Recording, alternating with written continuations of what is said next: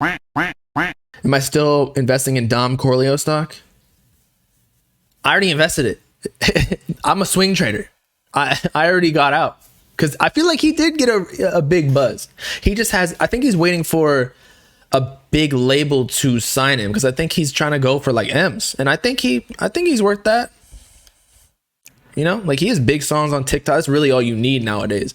I think Taz posted this. I thought it was interesting.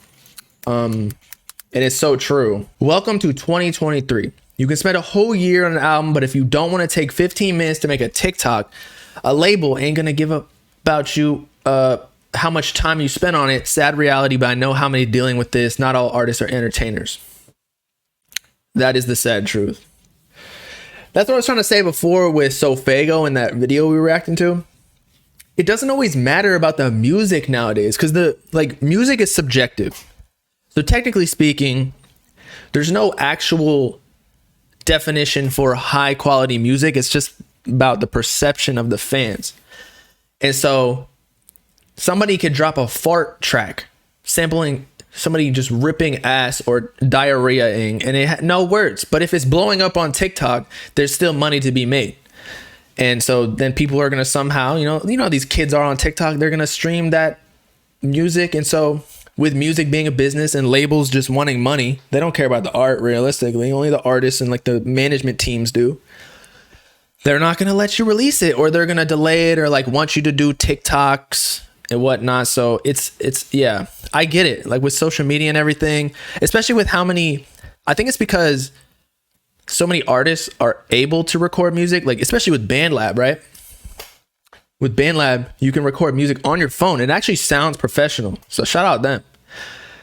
I think even Lil Tyler he got a whole deal with Atlantic off of making songs from BandLab. And this video has been brought to you by our sponsor, BandLab. And considering how skilled of a producer you all know that I am, I had to test out the sample feature on the BandLab app. All you have to do is go find an interesting sound to record, such as recreate the famous pouring lean in a double cup full of ice. That also sounds like a lion somehow. And I'm not gonna lie, it sounds pretty similar. Now, I'm not gonna even try to make a beat. I'm gonna leave that to the pros, but it is crazy that within like 5 minutes, I was able to already become like Metro Boomin. So go test out the mobile application BandLab and start making music so easily today. And so with the low barrier to entry, with artists being able to record songs, not having to buy expensive softwares and even microphones. Like you can get a $30 microphone and sound professional. Maybe not as like Uzi or you know, compared to all the bigs, but still like it's tolerable, at least for SoundCloud. That with the low barrier of entry, music is so fast food that low key, it's not about the music anymore. You just need to be a fire marketer. I mean, we know with Cardi, right? I mean, no hate to Cardi because I like Cardi's music and his whole persona, but like, again, he could drop literally any genre. He doesn't have to listen to fans whatsoever, but his fans are going to love it no matter what because they love him. And that's all music really is. They appreciate the art from the artiste. It's like a painter. Like, let's say, I don't even know any artists, but let's say Van Gogh was still alive. If Van Gogh, because he had one painting, or I don't know how many paintings are famous, but he probably has a lot.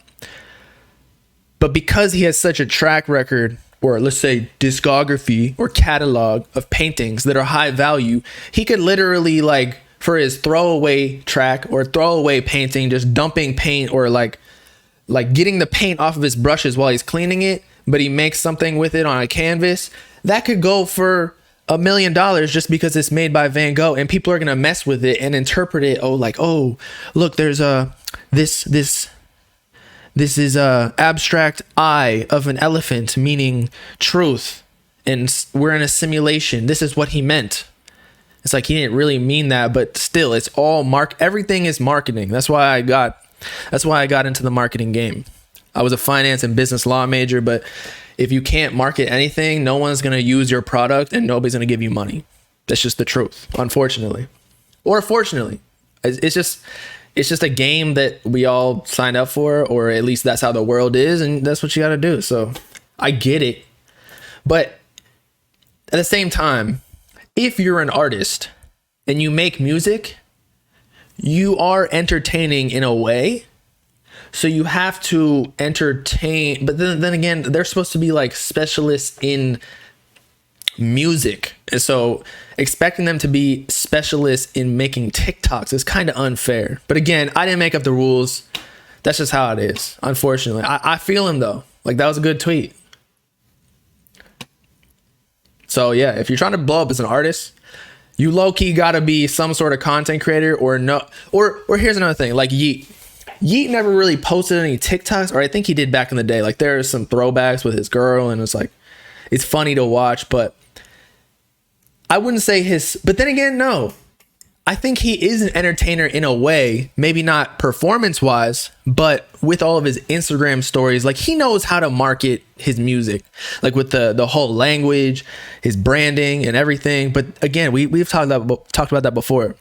As an artist, you're not just the music, you are the brand. So that's why Cardi and Uzi and all these big artists, even Drake with like the whole heart shaved in his head, you do have to be more than just the music. You have to create this persona, this evil, or not even evil, this main character type lifestyle that people want to be, so that they, even Travis Scott, he's probably one of the better examples that, and that's why people listen to their music, so they can feel like they are them. I feel like street rappers too.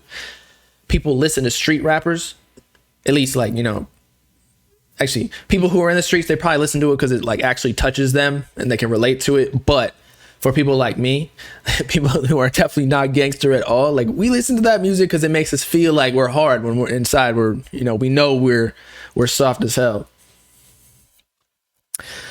Wouldn't mind if TikTok got banned, if that means music would be better.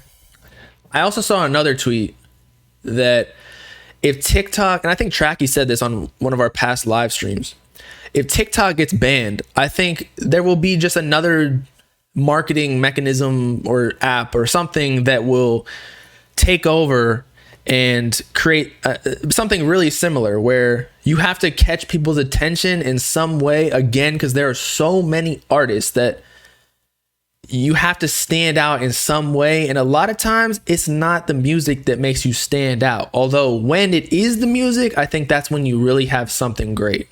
Because if a song is like an undeniable banger that they don't even need to know what you look like, that's when you get real-time hits, you know? So Fago need to create himself some alter egos. Yeah, I mean, I think that's why when artists do or get mad online or respond to haters and whatever, you're supposed to be as this like alpha. Let's say you're supposed to be like Andrew Tate, not. But like when you're an artist, you're supposed to be this figure that's above it all. You're above the fans. You're on a pedestal. You are a god in a sense. So when you do stuff like that, it makes you look more corny or just more like a regular human being. And so I think that detracts from your persona. And I think that's why you can't respond to haters like that when you are an artist, because you are supposed to be the man who does not give a shit about what anybody else is saying. But yeah, if TikTok gets banned, there'll be like a Vine, or it'll be Twitter or Instagram Reels or YouTube Shorts, or a whole new app will come through, or there'll be some sort of way to rig the system. Like there's always going to be ways to make money for the labels. They know how to make bread. They're going to figure out some way. Now, there might be a dead period for like a year where they're trying to figure it out. Because like when the streaming era was on the forefront, there was a period of time where labels were making less money because they were still doing like the download and like the purchase system. Whereas they were losing a whole bunch of money because streams don't pay as much as like 99 cents per song. So now they just know how to playlist and get hella streams, bot streams, among other things. TikTok to boost because streams makes the song able to blow up more than if everyone had to purchase it. Tumblr too. Yeah, Ian Connor, ASAP Rocky have Tumblr. True. There's going to be some way. I think Instagram could be that because people love the image, especially like the Rick Owens, Vamp, or you know what I'm talking about, like the dark aesthetic. People like that. Or music videos on YouTube. I liked it when, actually SoundCloud too, but I liked it when music videos. People blew up on music videos. Now it's TikTok completely, but the YouTube algorithm can get the job done. But if you can create like a whole, I don't know, catalog of music videos, especially like let's say YoungBoy, that's a way to blow up. Especially if you put a lot of effort into the editing or like the concepts, like Lyrical Lemonade, create stories or cool effects. The vamp aesthetic is over. I hope so, man. But I think when Cardi drop, it's over in a sense that it's like it's gonna take over. He might even have to switch it up afterwards and be like, I'm not a vamp anymore because everybody else is being a vamp. Or if everybody starts being a vamp, then people will start giving him his flowers. But I feel like they already give him his flowers for the influence that he creates with all of the artists underneath him that he influences. So it's kind of like props, like, oh damn, everybody's rocking Rick Owens, it's because of Cardi. Now, other people might argue about that, but he's definitely a contender. You know? Lone is on Tumblr. He's bringing it back. True. But that's just like Snapchat. I don't know. I feel like that's just somewhere. It's almost like a Discord server for him. And that he uses Tumblr like a private app, almost like what Trump did with his Truth Social or whatever. But I don't know if that's good for growth because Tumblr really just doesn't have that many people on it. Like, no hate towards that app, but he's just speaking to his fans in a more direct way because nobody really uses Instagram in that way anymore. It's more like news.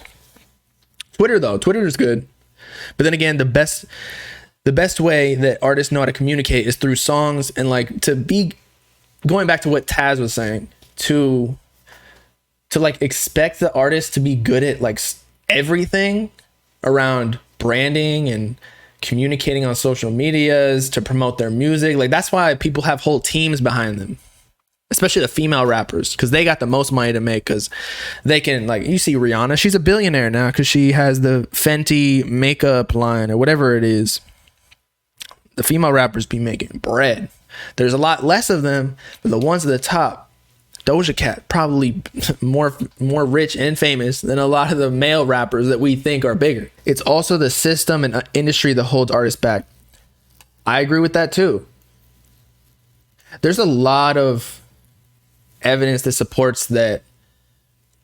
Like TikTok, we think is super organic, but TikTok in the court, when they're arguing about why, the CEO that is arguing why they shouldn't be banned from the US, he admitted that they can cook, as in promote or like inorganically boost posts for artists or people to blow them up. And therefore artists, they definitely have a hand in that. Like they can make something pop up. I don't know how, or I don't know, maybe it's only the biggest artists, but there's some way to do that. Like, I mean, if you give TikTok a little couple M's and be like, yo, blow this sound up, like I'm sure they can finagle something on the algorithm, the back end, you know?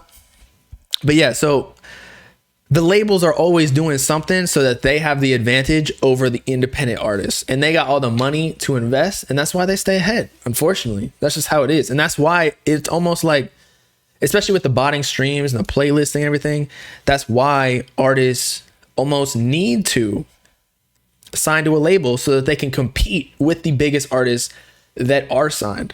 Have I ever been shadow banned? Yeah. My first account on TikTok was shadow banned. And then when I made a new account, it blew up. Not blew up, but like one of the first videos got like 500K views. I'm like, damn, like why didn't I do this a while ago? I thought I was just trash. That's one of the reasons why I wanted to quit. I was like, damn, I'm just getting old. I should probably focus on getting an actual corporate job, which I did. So I'm hedging myself, which is good.